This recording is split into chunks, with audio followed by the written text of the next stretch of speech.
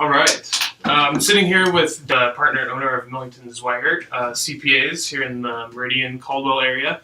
Has been in his role for 10 years approximately and has about 10 reports total, including managers and partners between the two offices. So this is kind of a reflection on some leadership challenges and theories that we've been talking about so far. So just looking to gain some insights from you, somebody who's a business leader, concerning some of the challenges or successes that you have in business leadership. So first question for you is, we leadership as the process of influencing a group towards accomplishing common goals.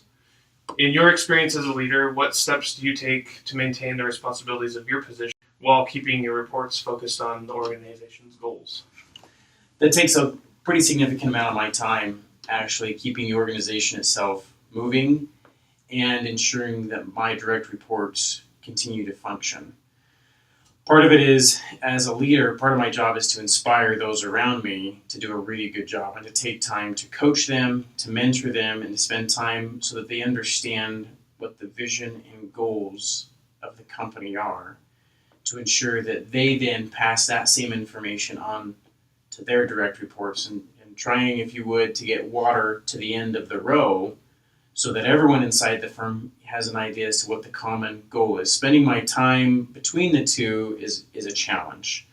Part of it is we have staff meetings. We consistently go back to what our goals are. We consistently go back to how are we executing. We do what needs to improve in the firm in order so that everyone can accomplish their goals. Thank you. Yeah, that's great insight. So developing and facilitating a successful workplace culture begins with the organization's leader and is reinforced and maintained throughout the collective learning of its members. As a leader, how do you communicate the philosophies, expected behaviors, and structure to your reports? So going back to kind of number one, we have those meetings and we have the conversation about it, and we, as a key leader, it's not just talking about it, it's actually also doing it myself. So when people say, well, how do you maintain a work-life balance between it? My employees expect me to not only do it, but to show them how to do it as well. And so there's a level of expectation that I can't just walk around the office and tell everybody that these are our values and this is what the kind of culture needs to be. I need to actually do that as well. I need to be a direct reflection of what the culture needs to be. And so if I say, hey, we need to have a work-life balance and you need to be going and doing fun things, then I myself, rather than being in the office on Saturday, I need to be out going and doing and reflecting just exactly that whatever our core principles are and the kind of culture we're trying to develop, I'm the biggest cheerleader and my staff and direct reports can see that I'm doing it just as well. Thank you. Question 3. Successful leaders have often been characterized as individuals who outwardly display confidence and embrace their strong role behaviors. Modesty and remaining humble in one's role is also seen as a way in promoting sincerity and respect. In your opinion, do you seek a balance between these traits, and what do you see as more effective when managing others? Yeah, you do have to maintain that because I recognize that I don't have all the good ideas. I don't have a corner on the good ideas just because I'm the guy at the top and I'm the guy that makes the ultimate decision. So part of what I do is having conversations with my direct reports saying, this is our goal, this is why we want to go there, getting buy-in, and not necessarily just buy-in, but someone coming in and saying, well, I think that's a stupid goal. Okay, tell me why. And building an environment in which we have those conversations so that there is buy-in from our staff, that they can see, okay, Dallas doesn't just believe what he's doing because that's good. He's also asking those very important questions. And if someone has a good idea, it's not bad to come in and say, well, I think this could be a better way. I have to be open to that.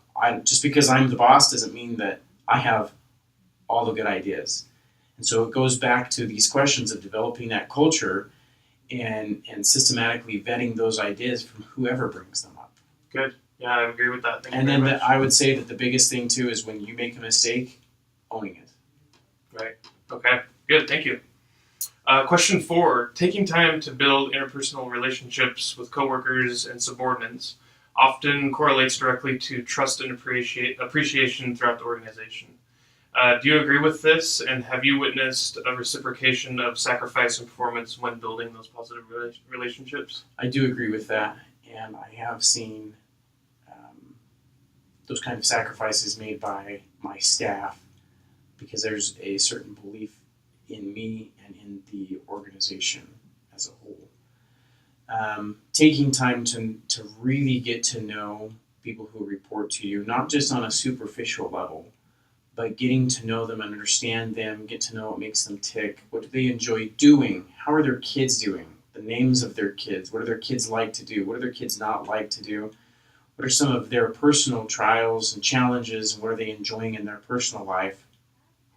That makes coming to work for them a lot more enjoyable, and it also in turn makes coming to work for me a lot more enjoyable. I'm one of those weird employers that I take time and I actually worry about my employees. Am I paying them enough and compensating them enough that they can accomplish things that they want in their life? So that keeps me up at night, probably more than anything else, is not just how does the organization itself work, but how do my employees work? Are they making enough money? Are they making ends meet?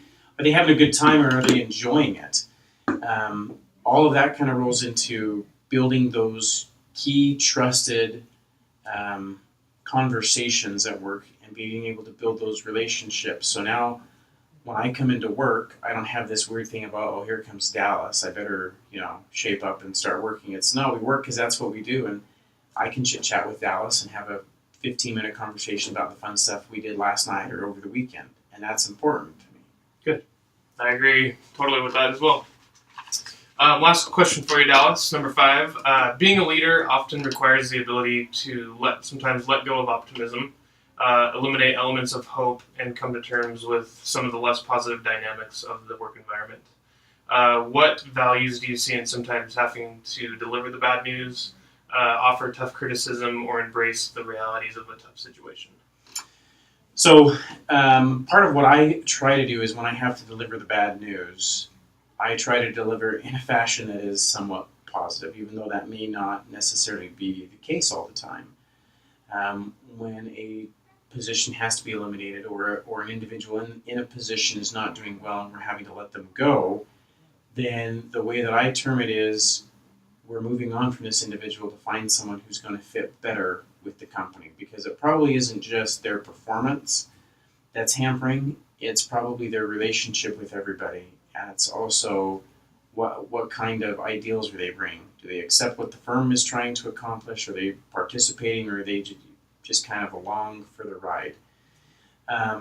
It is hard to come to grips sometimes as a leader that you try to be optimistic and hopeful and very positive about everything. You go out and you set these goals and you encourage everyone to not just beat them, but to exceed them. And sometimes the writing's on the wall. So you have to have the conversation with people of, here's the corrective action I think that we need to take. Do you agree or disagree in order to get you to the right spot, or in order to get the company to the right spot?